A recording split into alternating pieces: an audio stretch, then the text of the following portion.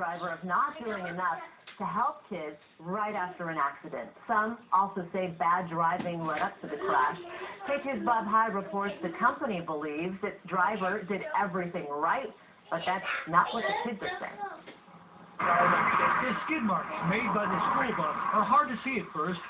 They drag on for 60 feet. When the bus stopped, a car hit it from behind.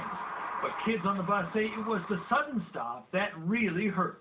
He slammed on the brakes, and that's when we sort of jumped and hurt our necks. We sort of jerked them. Students on the school bus say the driver missed picking up a group of kids waiting near these stairs like they always do. I just see him pass the stop, and then the girl yelled, and then he slammed on the brakes, and then a lady behind us, like rear-ended the bus.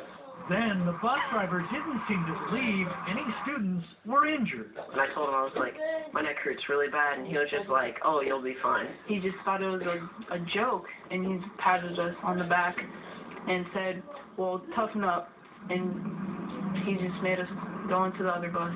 The list of injuries when students finally made it to the hospital later in the day shows some were hurt. I honestly think that the EMT should have been called. I think the police should have came out. I think that things should have been handled a lot differently than they were. The whole thing is completely disturbing, that they're trying to cover him up, protecting themselves, obviously. Another school bus came to the accident scene to pick up those students and eventually take them to school. It was only after that that some of those students actually made it to the hospital. In Northeast Portland, Bob High, K2 News.